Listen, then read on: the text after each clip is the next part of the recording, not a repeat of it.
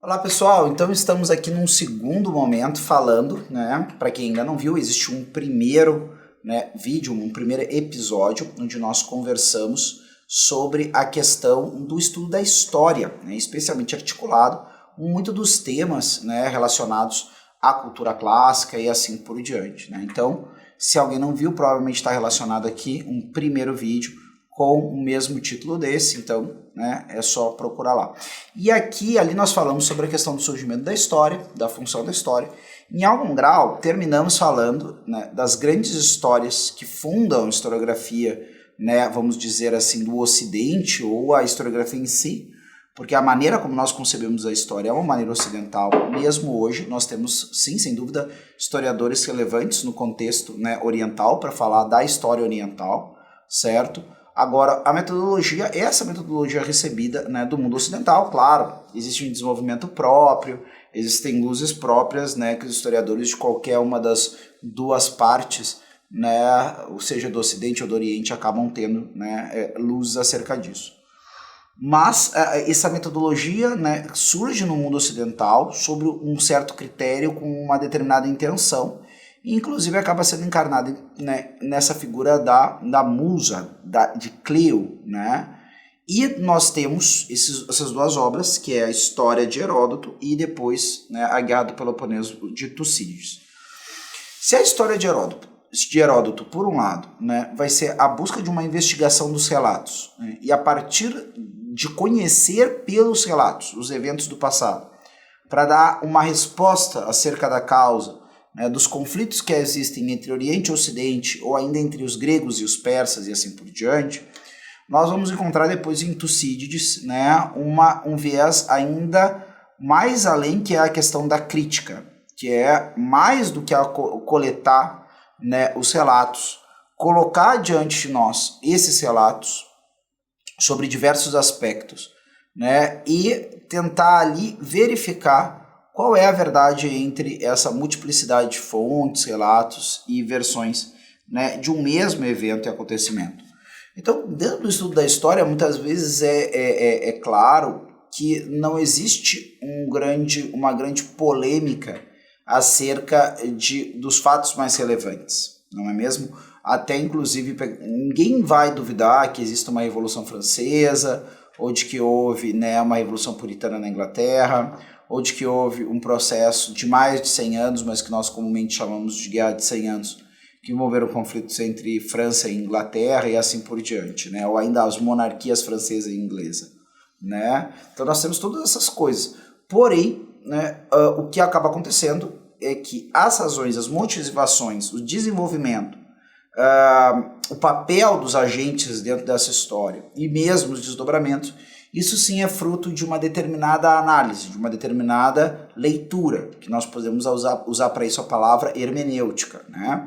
Essa leitura, quando eu falar de hermenêutica, entendam aqui leitura, interpretação e assim por diante, né? Então nós temos uma determinada hermenêutica desse fato, né, desse acontecimento. E eu busco dentro dessa hermenêutica, dentro dessa proposição, dentro dessa leitura. E depois a proposição da leitura, que não é a mesma coisa. Eu vou ter o discurso histórico, que nós já vimos que se chama historiografia, certo? A escrita da história. Eu vou ter, então, ali uma argumentação em favor do que gerou aqueles fatos, como se deram, né? Como é que foi a dinâmica, podemos dizer assim, a dinâmica, a maneira, as características de como os fatos sucederam. E depois disso, os próprios desdobramentos. A gente vai perceber também que essas concepções, ao longo do tempo, foram sofrendo variações. Dando um exemplo muito rápido, hoje existe o conceito, né, de duração, longa duração, curta duração, ou ainda, alguns já ouvi falando até da média duração. Parece algo óbvio, mas quando aplicado à realidade histórica não é tão óbvio assim. Se eu pergunto para um aluno, né, que estudou direitinho, vamos dizer, a linha do tempo, e eu perguntar para ele quando acabou a Idade Média, ele vai me dizer uma data, ou quem sabe, mais de uma data, mas dentro de um volume limitado de datas. Qual é as datas que ele pode me dar? Ele pode me dar comumente, classicamente, a queda do Império Romano do Oriente, em 1453, com o avanço, né, dos muçulmanos, se eu não me engano, sobre né, o sultanato de Muhammad II, certo? A partir dali pode também me dar a data de 1492, a chegada do homem na América, ou pelo menos como se deu de forma oficial. A gente sabe que é praticamente hoje um consenso de que há presença europeia na América já no século IX, devido às navegações do mundo nórdico.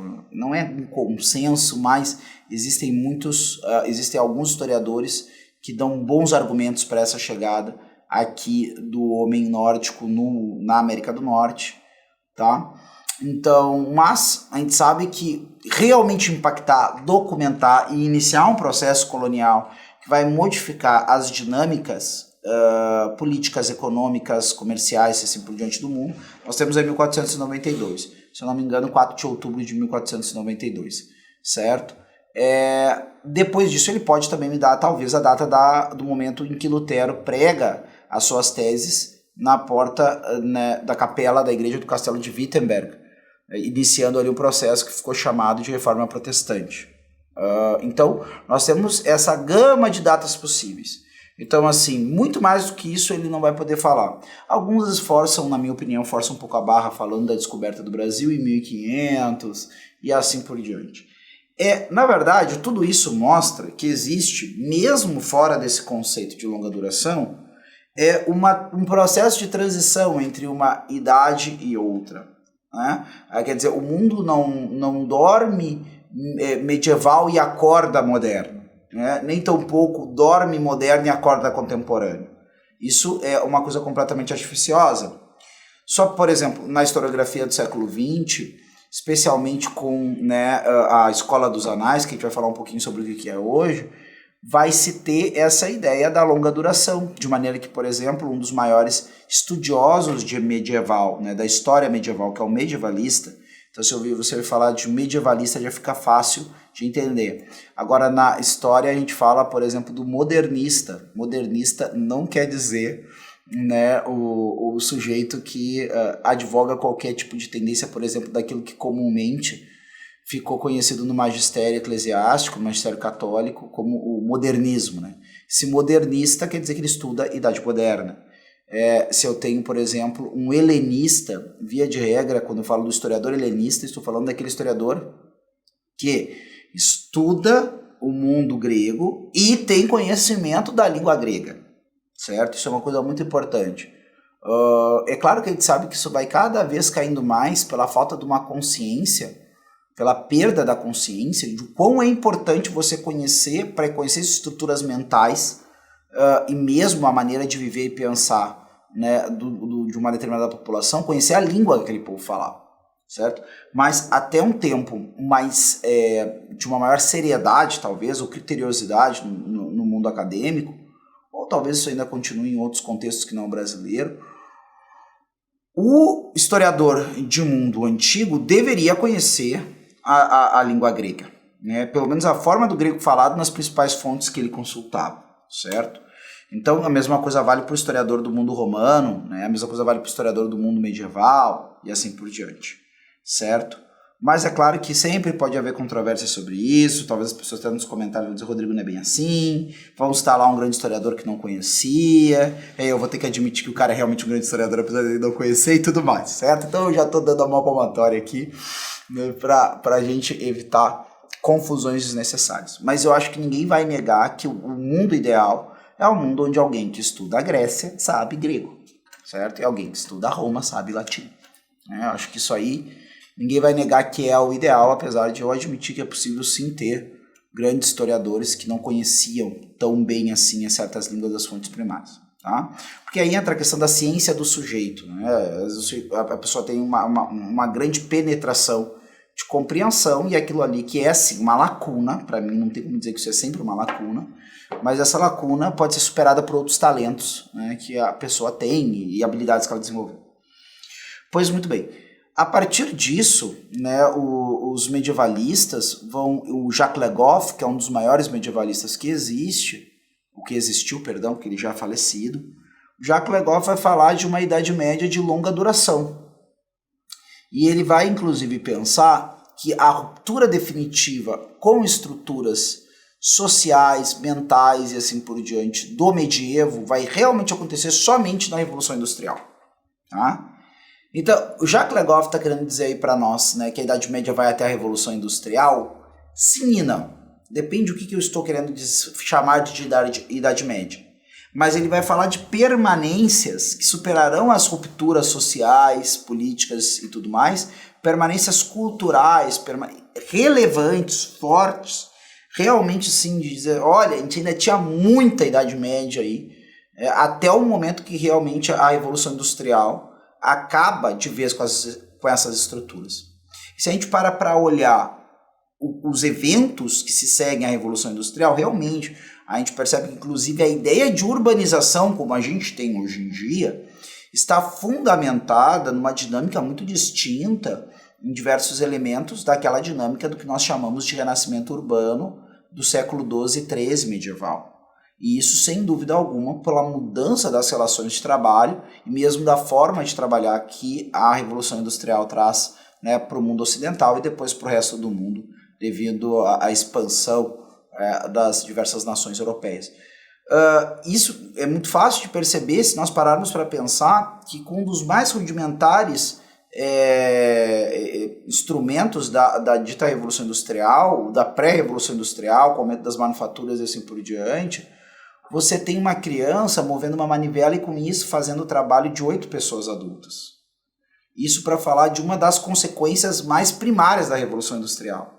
Mas você já pensa que uma criança fazendo um trabalho de 8 adultos simplesmente pelo movimento mecânico é uma grande coisa. Isso é só o começo da brincadeira. Se nós paramos para pensar tudo que se deu, né, inclusive com a questão hoje depois da ciência informática, da tecnologia informática e tudo mais, bom, essas proporções são coisas, né, quase surreais. Se nós tivéssemos o desenvolvimento, né, da mecânica na mesma velocidade que se dá a informática, a gente poderia produzir um Rolls Royce com todos os seus elementos do tamanho da cabeça de um fósforo. Né? Muito provavelmente uma proporção nesse nível assim. Tá? Então, quer dizer, existe um descompasso, uma distinção. Hoje em dia a gente vive na contemporaneidade de um outro desenvolvimento tecnológico que tem... Que, claro, esse tipo de desenvolvimento pode se dar de maneira muito mais galopante, porque não depende mais tanto da materialidade, como, por exemplo, a questão do desenvolvimento de um automóvel, certo? E entra também a questão das utilidades, né? Para que alguém ia querer desenvolver um automóvel tão pequeno assim, né? Só para dizer que chegou-se até um grande desenvolvimento de você conseguir... É mais uma questão de uma vitória, de um triunfo de possibilidade do que qualquer utilidade também. Há tecnologias que não se desenvolvem porque são inúteis, certo? Mas, porém, saindo dessa digressão que realmente eu digredi demais, tá? Nós temos dentro desse quadro leituras cada vez mais profundas acerca, né, do que se dá dentro da dinâmica histórica. E a partir disso, vale a pena falar, e é o objetivo daqui, falar sobre como começar a ler história. Certo? Quais são os autores que eu busco, que eu procuro e assim por diante. Eu não vou, né, aqui esconder o jogo de vocês, de dizer, eu nunca percorri uma história universal. Isso eu nunca fiz. Eu sempre eu sou, como eu comentei já no outro vídeo, graduado em História, certo? E essa minha graduação me deu conhecimento do método e assim por diante. Não que seja um passe de mágica, eu vou nas aulas e naturalmente eu aprendo o método. Mas eu acredito que eu me dediquei o suficiente para aprender como se dá o método histórico, como se faz uma pesquisa histórica, como se estuda e como se ensina história. Perfeito? Então, nunca tive o desejo de percorrer uma história universal. Ou seja, até hoje eu tenho muita alergia de títulos, né? Uma breve história de qualquer coisa. A história do não sei o que ou a história do mundo para quem tem pressa. E assim por diante. Então, porque eu acho assim, eu sou o cara que eu não tenho pressa. Às vezes deveria ter mais, certo? Só que eu acho que tem temas que não se aprofundam com pressa, né? Apesar que também, por outro lado, tem temas... Dando um exemplo muito simples, se você ler um dos manuais mais conhecidos acerca de leitura, a gente vai ver o Mortimer Adler falando sobre a questão da leitura inspecional, por exemplo, que é uma leitura que a gente poderia chamar de apressado, mas não é uma leitura apressada. É ler o melhor que eu posso no tempo que eu tenho, certo? Então, isso existe uma maneira de fazer, que vai desde a questão de eu percorrer os pretextos, contracapa, orelha, olhar o sumário, o índice, né? Às vezes um livro só tem índice, às vezes ele tem além do índice um sumário, às vezes ele não tem um índice, ele tem só um sumário, e aí percorrer essas coisas vai me dar amplitude de saber do que o livro se trata. E eu posso ler de maneira muito rápida, muito passada, porém com qualidade, ler o melhor possível nesse tempo curto, tá? Mas por características pessoais eu tenho um pouco interesse nisso. Para não mentir que não leio nada desse tipo, por exemplo, hoje em dia eu estou lendo uma breve história da literatura, né? E que eu estou achando particularmente razoável, né? História da literatura é o que me interessa particularmente, quero um dia ainda desenvolver uma pesquisa mais ampla em questão de história da literatura, né? Especialmente literatura inglesa, mas eu estou achando razoável, certo? Mas a gente percebe claramente que essas histórias têm um papel enciclopédico, certo? Inclusive do ponto de vista que ela, na verdade, cada capítulo dela não tem uma extensão, às vezes, muito maior do que teria um verbete numa grande enciclopédia, como a enciclopédia britânica ou mesmo uma enciclopédia, sei lá, penso agora numa enciclopédia Rialp dentro do contexto espanhol e assim por diante, certo? Então, dependendo da enciclopédia que você usa, se ela ela é mais ampla, extensiva, né, o verbete dela, às vezes, vai dar conta com mais qualidade acerca, né, daquele tema, do que às vezes até um capítulo de um desses livros, Breve História de Qualquer Coisa. Eu vou dar um exemplo muito banal para vocês. Eu tenho um interesse particular da figura de São Jorge, né, porque eu tenho um interesse particular da Inglaterra, certo? Não é uma devoção que eu tive a partir daqui, né, mas porque é o santo da Inglaterra e acabou levando a isso. E eu comprei o livro de uma editora, né, e esse livro se pretendia falar de São Jorge. E uma pessoa me passou um verbete de uma enciclopédia espanhola, eu acho que a enciclopédia Rialp ou da EUNSA, não sei dizer. E o verbete dela, em 3 ou 4 páginas, me dava dados, inclusive fontes históricas, né, de consulta acerca da figura de São Jorge, da devoção a São Jorge. Eu encontrei melhores do que todo o palavreado que eu tinha encontrado nesse livro, né, publicado em português, que tem mais ou menos umas 150 páginas. Então, vocês percebem que o risco de eu cair em algumas proposições de uma história universal, ou uma história breve do mundo, ou assim por diante, é que eu posso talvez consumir um volume absurdo de palavreado, que tanto do ponto de vista documental vai me dar poucas luzes, como também do ponto de vista da compreensão dos fatos, certo? E assim por diante. E ali eu gastei tempo, gastei dinheiro, porque também o cara não vai só publicar. Por exemplo, o pessoal aí dessa enciclopédia publicou o que interessava em 4 páginas. Como não vai querer vender um livro só de 4 páginas, você tem que colocar palavreado na jogada, certo? Não estou dizendo que toda história breve é assim, nem estou dizendo que toda história universal é assim, mas você pode cair nesse risco. Tá?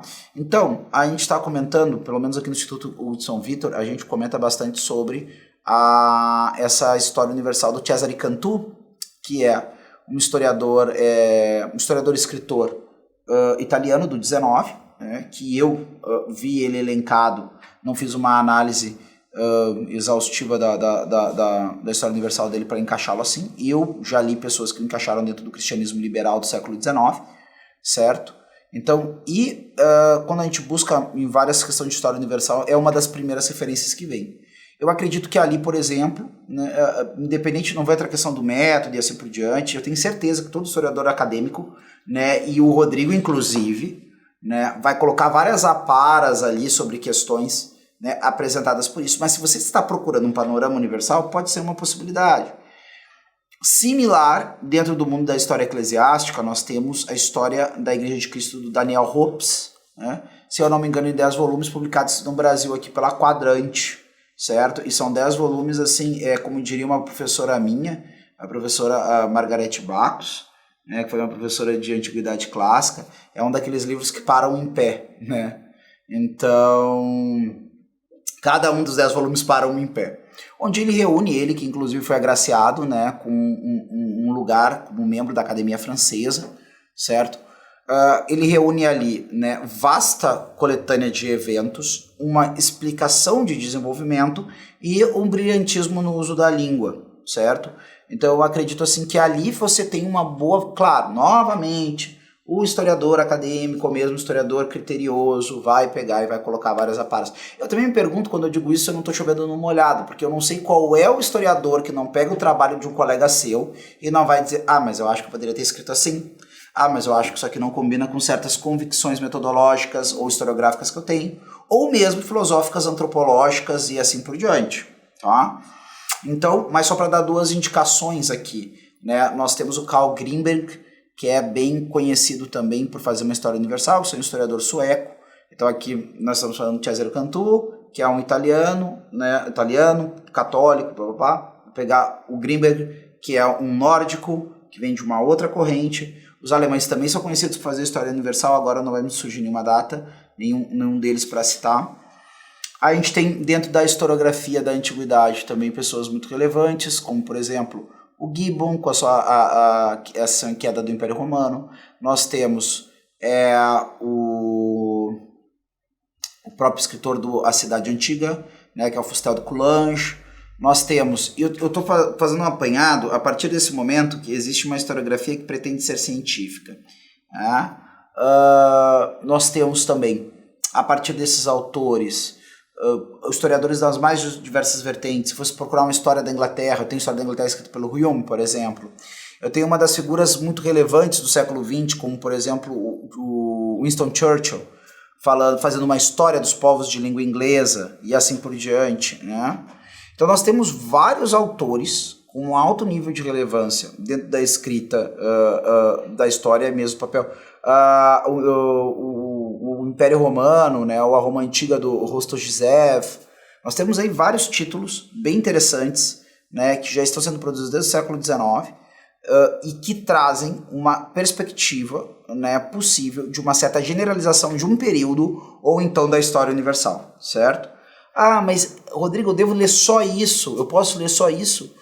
Tudo depende do nível de aprofundamento que você quer ter de uma questão histórica. Eu acredito que esses livros, em grande parte, seja histórias universais, seja a generalização de um determinado período, ela sempre vai me dar, por exemplo, dou um exemplo simples para vocês de bem mais próximo, bem mais contemporâneo, que passaria muito mais no crivo do historiador que está procurando ali fazer, né, um crivo do ponto de vista metodológico, assim por diante, que é a Civilização do Ocidente Medieval, do Jacques Le Goff. Né? Ou você pode pegar também um livro escrito no contexto nacional, né, pelo historiador Hilário Franco Júnior, que é o Ocidente Medieval, se eu não me engano, ou Idade Média, Idade Média, o Nascimento do Ocidente, o Nascimento do Ocidente, certo?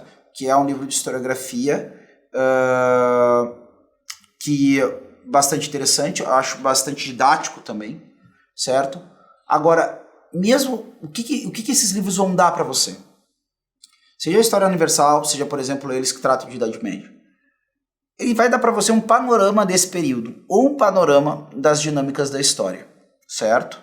Nós temos, por exemplo, o estudo de história do Arnold Toynbee, que vai ser, que eu nunca me esqueço, que eu tive aula de metodologia histórica e foi criticado, e assim por diante. Né? Mas independente de qual dessas histórias mais generalizantes, seja universal, seja uma história de um determinado período, né? Ou mesmo a história de um país, a gente sabe que existe e cresceu muito, principalmente a partir do crescimento das comunidades pensadas dos países, do Estado-nação, as histórias nacionais. Né? Tudo isso, vamos pegar o contexto nacional, se quisesse ler o que fosse, né? Mesmo as vulgarizações históricas, aí alguém poderia perguntar, Rodrigo, essa é aquela vulgarização. Vulgarização histórica é geralmente um livro escrito muitas vezes por pessoas que têm uma técnica apurada de escrita, certo? Conhece com algum critério a pesquisa histórica, talvez não sejam os mais rigorosos dentro do seu método, mas conhece com algum critério a pesquisa histórica. E pretendem então fazer isso porque escrevem bem e sabem que sempre há interesse tanto em biografias de grandes personagens como também em livros de história. Né? Por exemplo, nós tivemos aqui, né, escritores desse tipo de livro em figuras, né, como ficou muito popular, se eu não me engano, o 1808, falando da chegada da família real aqui no Brasil, né, a família real portuguesa.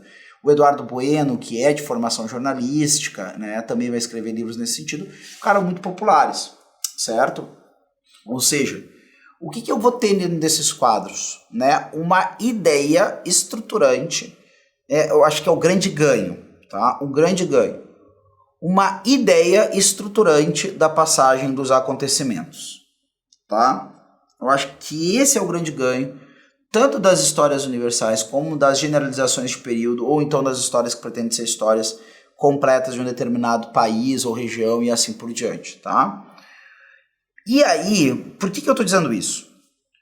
Porque se você for com uma certa tranquilidade em busca da sucessão dos fatos e de estruturar na sua cabeça uma determinada linha do tempo, para que você comece a, uma vez que ouça falar várias vezes do mesmo evento, saber exatamente onde encaixar esse evento aqui, no aqui e ali da história, você começa a se prevenir contra a possibilidade de comer, né, o prato, comer a refeição com um prato junto, tá?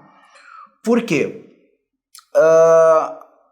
Geralmente um historiador, a menos que ele seja um cronista muito árido, mas aí eu nem sei direito se podemos chamar isso de historiografia. Na verdade, a gente poderia, como eu chamei em outro momento, de sumário, ou anais, né? São os anais, ou a crônica dos anos, certo? Do que aconteceu e assim por diante, certo? No momento que o cara começa a fazer algo maior do que isso, do que simplesmente botar uma data do lado e botar um acontecimento, ou botar uma data do lado e botar uma pequena descrição muito prática do acontecimento, Revolução Francesa, quase como verbete de dicionário, perdão, quase como verbete de enciclopédia, ainda que, mesmo nas enciclopédias, esses verbetes nunca sejam, né, isentos também. No momento que o cara sai simplesmente dizer assim, 1789, barrinha, aconteceu a Revolução Francesa. Se ele se estende um pouco mais do que isso, você já está começando a conhecer a pessoa e as ideias da pessoa em algum grau acerca daqueles eventos, seus precedentes, desenvolvimento e consequências, certo? E eu acredito que nenhuma pessoa deveria receber essas coisas pacificamente, tá? Primeira coisa que eu digo que a pessoa tem que se prevenir no momento da leitura é desconfiar de absolutamente tudo que a pessoa está falando, tá? E geralmente não é a atitude que eu tenho com a história, né? Que eu vejo que a maioria das pessoas tem com a história. Por quê? Se as pessoas tivessem a atitude de desconfiar de absolutamente tudo que o historiador ou o professor de história está falando, eu não veria hoje as pessoas reproduzirem os absurdos que reproduzem porque ouviram isso de um professor ou de um historiador ideologicamente comprometido. E aqui eu não estou colocando matiz nenhum na ideologia que o compromete. Pode ser a direita, a esquerda, ou o centro, ou onde for, tá? Mas a gente vê que alguns discursos e aulas são absolutamente marcados por isso. E eu respeito o historiador ou o professor que te entrega já na arrancada dizendo o seguinte: meu caro, meu pressuposto como historiador, o que eu sei fazer como método é isso, está fincado nessa e naquela ideologia, ou nessa e naquela visão histórico-crítica ou política, ou sei lá o quê. Ótimo! Tudo como Dantes no Castelo de Abrantes. Eu não estou pedindo que o cara seja um alface. Todo ser humano tem uma parcialidade, certo? E a minha parcialidade, eu quero que ela seja cada vez mais a parcialidade do lado da verdade. Mas eu sei que nem toda a minha parcialidade está do lado da verdade. Aí tem as paixões do Rodrigo, tem as coisas que ele não admitiu, tem toda a minha ignorância, tem todos esses fatores que existem na minha vida, certo? Só que, assim como eu sei que eu tenho lacunas, eu deveria presumir que o outro também tem. O que me deve não querer dizer que eu vou achar que tudo que ele fala é bobagem ou mentira. Mas que no momento que alguém disser assim, olha, você aprendeu sobre esse fato desta forma, você sabia que eu acho que não foi bem assim? O que você tem que fazer nesse momento? Claro que eu não estou entrando aqui em outros elementos relacionados à concepção de verdade, tá? Como, por exemplo, a questão da verdade religiosa, né? Uma pessoa pode ter passado por um cabedal determinado de experiências onde ela está convicta da sua verdade religiosa, certo? E esse elemento de verdade, de fé religiosa dela, não, agora ela tem que toda hora estar reconstruindo a visão religiosa dela. Eu acho que isso aí é insustentável, certo? Então não é disso que eu estou falando. Mas quando a gente não está tocando em questões, por exemplo, como essa, eu tenho que, no mínimo, no mínimo, dar o benefício da dúvida para quem está me falando isso. Porque eu não posso achar que é o próprio, né, anjo da revelação que entrou na minha sala de aula, seja de cursinho, seja do ensino médio, seja da faculdade, e me revelou o passado, como se ele tivesse estado lá. E mais do que estado lá, pense em uma coisa só, pessoal. Mesmo que a pessoa tenha estado lá, a gente vê isso quando você vê a metodologia de análise crítica dos relatos usados na construção dos relatos orais, da fonte oral como fonte histórica. Mesmo a pessoa que esteve no acontecimento, muitas vezes não consegue ter uma visão integral do que houve ali, e mesmo uma visão lúcida do ponto de vista do que é e do que não é, acerca daquele acontecimento, certo? Quer dizer, algumas pessoas tiveram, eu acredito assim, ó... Bom, eu não vou complicar a coisa mais do que precisa, certo? Eu daria um exemplo aqui, mas poderia dar mais polêmicas, então vamos avante, vamos ao que nos interessa. Está bem? Mas eu acho que isso já ficou bem compreendido, tá? Então, se por um lado eu tenho que dar o benefício da dúvida para quem questiona a minha compreensão e visão dos eventos do passado, eu também não posso partir da premissa que todas as fontes do passado de alguma forma estão querendo me esconder alguma coisa, né?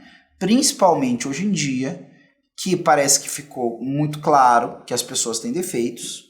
Eu acho que antigamente, de fato, por haver uma modéstia maior, né, e por haver também um maior senso de hierarquia, de fato, talvez em alguns momentos eu tenha feito uma visão idílica de figuras de autoridade, né? Por exemplo, o padre, por exemplo, o rei, por exemplo... Então eu não imagino essas pessoas tendo um momento sombrio, né? Alguns não conseguem imaginar sequer que as pessoas tenham momentos que façam coisas vis, tá? Então, Rodrigo, mas desde tanto tempo, nem na Idade Média, fazia chacota também de religiosos, de freira, veja Boccaccio, veja Chaucer. Querido, isso aí, óbvio, existe, claro e evidente, mas o que eu estou querendo dizer é que o homem comum, e a gente tem que começar, principalmente quem estuda um pouco mais, precisa fazer exercício de imaginação de como pensa o homem comum, né, o nosso bom homem comum, sustentáculo da normalidade, certo? Então, o homem comum não fica com todas essas coisas na cabeça, nem está catando os vários exemplos, né, e não tem que ter toda essa literatura onde aparece isso. O homem comum tem contato com essas estruturas a partir de certos elementos que estão aí popularizados, tá? Então, aí começaram a aparecer ao longo, né, do século, né, 18, 19 e 20, os defeitos daqueles que eram, né, os arrimos de uma sociedade. E agora, aí hoje em dia, existe esse desgraçado costume de acreditar que toda pessoa que recebe alguma credibilidade social ou autoridade institucional, é bem isso, pessoal. O outsider é sempre o bom. A gente tinha, antigamente, o bom selvagem. Hoje em dia, eu vou usar uma expressão aqui, até brincando um pouco, vocês me perdoem a liberdade, mas acredito que estamos conversando também entre amigos, né? E eu estou falando, né, essencialmente, é porque aquela coisa, a amizade que eu espero de quem me escuta é a boa vontade de acreditar que eu estou, né, realmente tentando fazer o que há de melhor. Se você já parte da premissa que eu estou aqui de alguma forma tentando ludibriar você, né, aí o diálogo acaba. Então, pensando que estamos falando para pessoas que têm boa vontade, né, antigamente é o bom selvagem, eu tenho a impressão que agora criou o mito do bom maloqueiro, né, do bom outsider, do bom cara fora da lei. Ou seja, se o cara, né, não se veste com modéstia, se o cara não se comporta com adequação aos mínimos critérios de convivência social, esse cara deve ser muito legal. Esse cara aí é que é o cara verdadeiro, né? Porque ele faz as maiores, né, lambanças e não tá nem aí pra ninguém. Muito provavelmente ele realmente não tá nem aí pra ninguém, inclusive no sentido do bem das pessoas. Esse cara muitas vezes é um grande egoísta, é por isso que ele se comporta assim. E não porque ele é um cara sincero, tá? Então criou-se a ideia do bom, do bom selvagem contemporâneo, e por outro lado eu criei a ideia, né, de que todo cara que vem de uma instituição está escondendo alguma coisa ou quer me manipular. Querido, todo mundo em algum grau tem a tentação de manipular alguém ou os outros.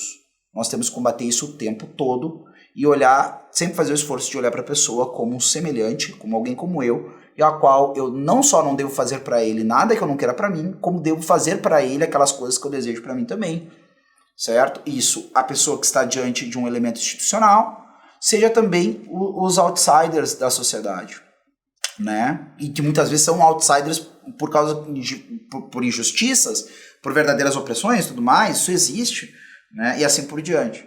Então, o que acontece algumas vezes é que às vezes as pessoas se aproximam das fontes históricas, inclusive alguns historiadores, presumindo que o cara que está me relatando aquilo num documento, num relato de Estado, numa crônica eclesiástica, né, num livro tombo paroquial e assim por diante, não, na real aqui ele está me dando a versão maquiada das coisas. Não, na verdade que ele está escondendo o que verdadeiramente aconteceu. Na verdade ele está descrevendo uma coisa muito legal, muito bonita, muito altruísta que aconteceu. Isso aqui é mentira. Ninguém é bom assim. Ah, aqui o cara tá dizendo que fulano fez um juramento e cumpriu o juramento até o final. Ih, bobagem, ele quebrou esse juramento milhões de vezes. Ah, o fulano fez voto de celibato e assim por diante. Ih, celibato nada, devia ter amante, devia ter teuda e manteúda e não sei o que mais, um monte de coisa. Gente, se eu vou partir da premissa de que todas as fontes estão mentindo pra mim, por que eu tô indo lá ler aquele negócio? Né? Eu que escrevo o que eu acho que é a verdade lá, então não preciso nem de historiografia. Então a gente não pode nem tanto ao céu nem tanto à terra. A gente não pode, nas nossas leituras, pegar e acreditar que eu estou diante, né, não só de um santo, porque os santos também podem cometer equívocos materiais, e a gente está falando aqui de uma metodologia, né? A gente está falando aqui de uma técnica, né? Uma forma de produzir algo, certo? Então aqui, novamente eu digo, que tem um fundamento numa arte, num fazer, né, mas que também tem um ponto, um elemento intelectual inegável. Hoje em dia não existe mais a história só como arte, né? Hoje em dia a história ela tem que ser também, né, ter criteriosidade metodológica, né? Ou pelo menos deve-se buscar isso, certo? Pelo menos aí, novamente, dá pra fazer. Acho que até você tem que sugerir depois que tem que fazer um congresso de história do Instituto de São Vitor, né? Porque tem muita coisa para discutir, muita coisa para conversar hoje em dia, né? Quais as luzes, né, que a retomada da grande sabedoria dos antigos, né, trazem para nós hoje em dia nessa questão da historiografia. Mas, então, dentro dessas duas coisas, se você tem essa luz de que você está ali, né, diante de uma versão que não é a definitiva acerca dos fatos que aconteceram, mas que são mais uma versão e que você não precisa comprar nem a visão de mundo, nem a ideologia de quem escreveu aquele relato histórico, nenhum livro de história, ou a maioria dos livros de história, não vão ser perigosos para vocês. Tem alguns autores que, evidentemente, vai se fazer um reparo. Se você é uma pessoa que tem problemas, dificuldades, né, com o materialismo, com o marxismo, né, ou com as tendências, né, da esquerda ocidental, seja mais contemporânea, seja mais clássica, seja de qualquer vertente, você tem que saber, ou você vai perceber de antemão, que certos autores para você vão ser mais conflitantes do que outros, como por exemplo, né, Perry Anderson, Eric Hobsbawm, Edward Thompson e assim por diante. Agora, eu não vou ter aqui é completamente inútil, ou deve ser completamente evitado, ou ninguém deve ler, né, Thompson sobre o perigo de se tornar, né, marxista, se eu considero isso um perigo, e eu particularmente considero, né, a minha visão de mundo é essa, certo? Não, leia Thompson, por que não ler Thompson? Mas por que não ler antes alguns outros historiadores que talvez, né, sejam mais próximos da maneira como você enxerga as coisas? Porque isso vai ajudar na compreensão e na leitura, certo? E aí, falando, né, de autores a ler, eu acho que uma das leituras mais recompensadoras que nós temos hoje em dia com a moderna historiografia são a leitura dos medievalistas, certo? Por quê? Talvez o seu interesse específico não seja em história medieval, tá? Mas eu vou recomendar especialmente, por onde é que eu poderia começar lendo história? Eu acredito que duas coisas podem ser feitas. Eu acho que a leitura da antiguidade, porque na verdade o que eu estou falando aqui é chover no molhado, tá?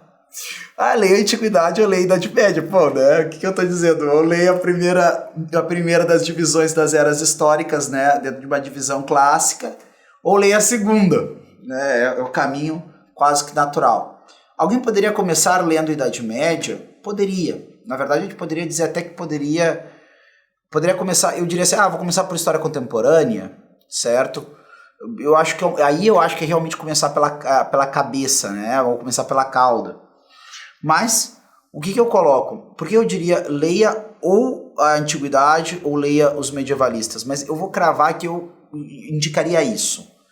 Se você não quer partir das generalizações das histórias universais ou assim por diante, ou histórias gerais e tudo mais, e aí tem outros gêneros históricos para falar, história da literatura, história disso, história daquilo, que nós não podemos nos estender agora, né? Mas eu diria para começar pela Idade Média por alguns motivos, talvez não sejam só dois. Primeiro deles, porque os medievalistas são os que no século XX realmente trouxeram grandes e boas inovações para a metodologia histórica, certo?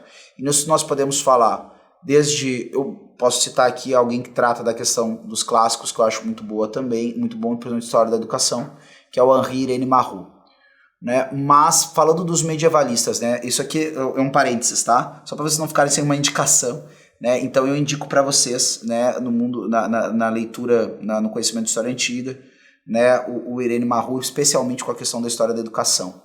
Mas falando dos medievalistas, você pode encontrar alguns que são muito próximos, como por exemplo Regine Pernoud, né, que é uma excelente escritora medievalista. Depois nós temos a própria questão da escola dos análises, né, com figuras como Jacques Le Goff, com figuras como George Deby. E ali você está bem no meio, certo, você está realmente na dobradiça. Por quê? Vocês vão encontrar autores, né, que sim, dependendo da sua corrente e da sua visão ideológica, metodológica, você tenha dificuldades com eles. Mas você vai encontrar autores que vão trazer uma visão para você de um período muito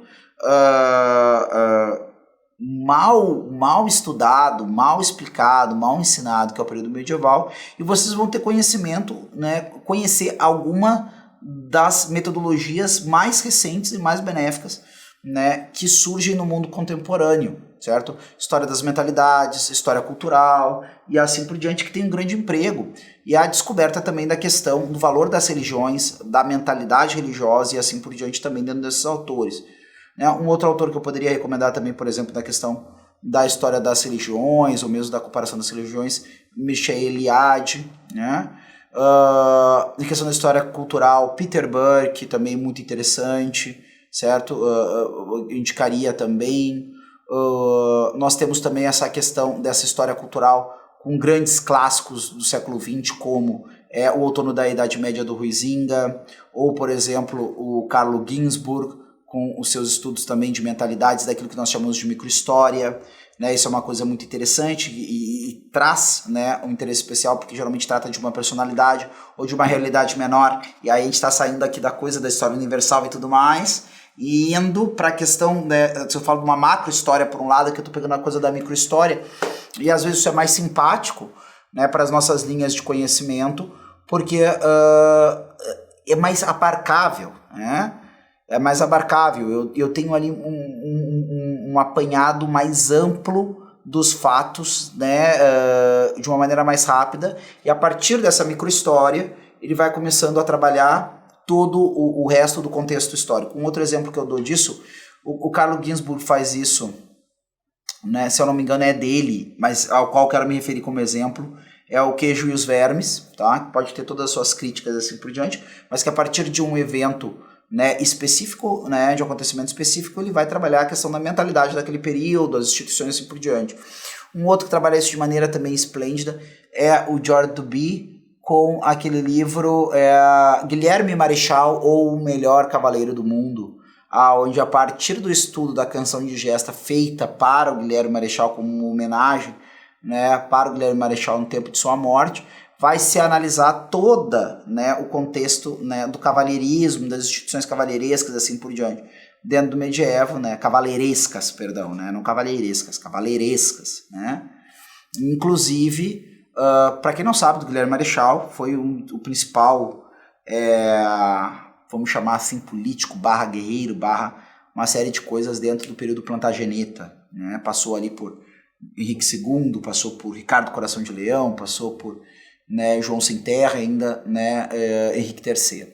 Bom, Ainda a questão, teria mais coisa para falar sobre a questão do Yuval Harari, se eu não me engano, com essa questão dessa história biologística, Niall Ferguson como um autor dentro dessa linha conservadora, mesmo do ponto de vista político-ideológico, vai fazer uma história a partir dessa visão, né, e tudo mais. Claramente a gente tem conteúdo aí para mais, né, encontros e conversas sobre essa questão dos autores possíveis, né, que possam ser lidos e assim por diante. É o que pretendemos fazer numa próxima oportunidade, até percorrendo, sem entrar em questões mais teóricas, mas percorrendo mesmo nomes de autores e dando então sugestões e possibilidades, né, o que de melhor cada um desses autores tem a oferecer, certo? Então ficamos por aqui, esperando você no próximo encontro para conversarmos sobre esse tema instigante da história e do estudo da história.